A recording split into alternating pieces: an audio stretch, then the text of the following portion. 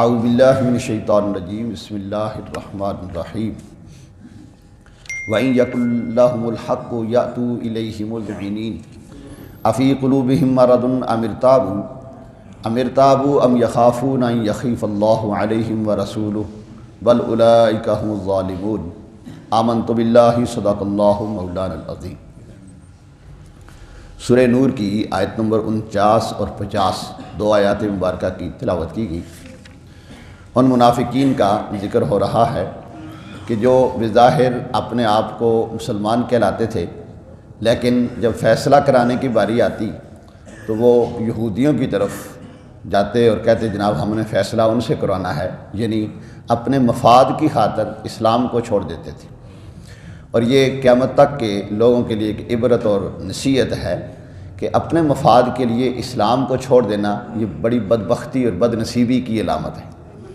آج بھی چونکہ ایسے لوگ ہیں جو ویزے کے لیے اپنے آپ کو عیسائی لکھوا دیتے ہیں، اپنے آپ کو نعوذ باللہ قادیانی لکھوا لیتے ہیں، اور صرف باہر کے ملک کا ویزا حاصل کرنے کے لیے، مفاد حاصل کرنے کے لیے۔ تو ان لوگوں کے واقعات بیان کر کے یہ ہمارے لیے عبرت ہے کہ دنیا کی زندگی چند روزہ ہے، اور دنیا کے مال کی خاطر اپنے ایمان کو بیچ دینا، اپنے آپ کو اسلام کا غدار کہلانا، ایک ہے ملک کا غدار، ایک ہے اسلام کا غدار۔ ملک کی غداری کی تو ہو سکتا ہے معافی ہو، لیکن اسلام کا غدار جو اللہ اور اس کے رسول کے ساتھ غداری کرے، صرف پیسے کی خاطر، صرف عزت کی خاطر اسلام کو ہی چھوڑ دے، تو اس سے بڑھ کر بڑی کوئی بدبختی اور بد نصیبی نہیں ہے۔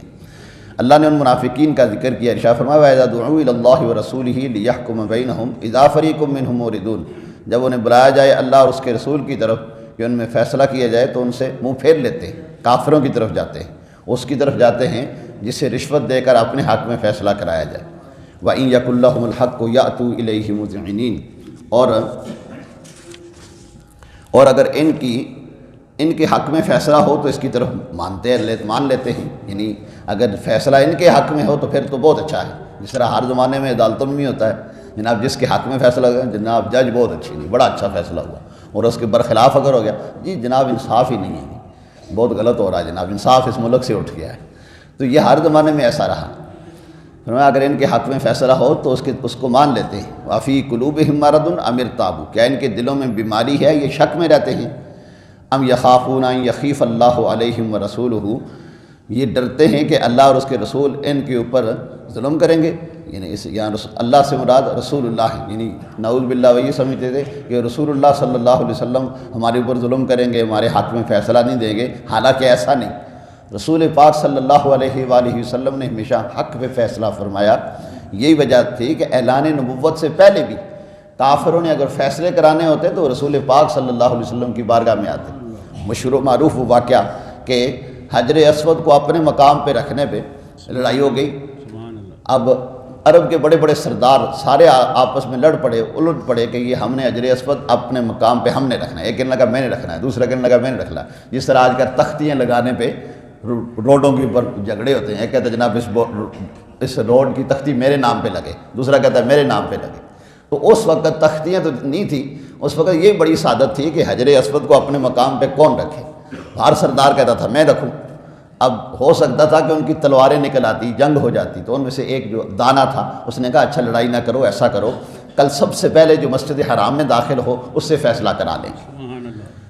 اب اگلا دن جب ہوا تو سارے جناب اس انتظار میں ہیں کہ کون پہلے داخل ہوتا ہے۔ دیکھا تو امام الانبیاء سرکار دو عالم صلی اللہ علیہ وسلم سب سے پہلے داخل ہوئے۔ اب رسول پاک صلی اللہ علیہ وآلہ وسلم جب تشریف لائے تو ساروں نے، حالانکہ عمروں میں بڑے، تجربوں میں بڑے، لیکن سارے سمجھتے تھے کہ رسول پاک صلی اللہ علیہ وآلہ وسلم جو فیصلہ فرمائیں گے وہ حق کا فیصلہ قائم ہوگا۔ تو سب نے نعرے لگائے، سب نے کہا جال حق جال امین، حق آ گیا، امین آ گیا، انہوں نے جو فیصلہ کرنا ہے درست کرنا ہے۔ تو اب رسول پاک صلی اللہ علیہ وآلہ وسلم نے فرمایا، سارے سرداروں کو بلایا، سارے آگے، ایک کہنے لگا میں نے رکھنا ہے، دوسرا کہنے لگا میں نے رکھنا ہے۔ فرمایا چادر بچھاؤ۔ اب چادر بچھا دی گئی، چادر میں حجر اسود کو رکھ دیا گیا۔ فرمایا سارے ہی اس چادر کے کونوں کو پکڑ لو۔ ساروں نے ہی چادر کے کنارے پکڑ لیے، سب کو سعادت نصیب ہو گئی، اور اس چادر کو اٹھایا رسول پاک صلی اللہ علیہ وسلم نے اپنے دسترس انور سے اٹھا کر پتھر کو اپنے مقام پہ رکھ دیا۔ تو یہ اعلان نبوت کی پہلے کی بات ہے۔ تو اعلان نبوت کے بعد تو رب نے فرمایا وَمَا يَنطِقُ عَنِ الْهَوَىٰ إِنْ هُوَ إِلَّا وَحْيٌ يُوحَىٰ، میرا محبوب اپنی طرف سے کچھ کہتے ہی نہیں ہے، وہی کہتے ہیں جو مرضی خدا ہوتی ہے۔ جو اللہ کی طرف سے وہی ہوتی ہے۔ لیکن مفاد پرست لوگ اس وقت بھی ان کا حال یہ تھا کہ ان کو ڈر لگا رہتا تھا کہ ہو سکتا ہے جناب ہمارے حق میں فیصلہ نہ ہو، ہمارے خلاف فیصلہ ہو جائے۔ فرمایا امر تابو نے یہ شک ہے کہ ان یخیف اللہ یخافون ان یخیف اللہ علیہم ورسولہ، کہ ڈرتے ہیں کہ اللہ اور اس کے رسول ان پر ظلم کریں گے، حالانکہ ایسا نہیں۔ بل اولئک هم الظالمون، فرمایا بلکہ وہ خود ہی ظالم ہیں جو رسول پاک صلی اللہ علیہ وآلہ وسلم کے فیصلے کو نہ مانے، اسلام کے فیصلے کو نہ مانے، وہ خود ظالم ہے۔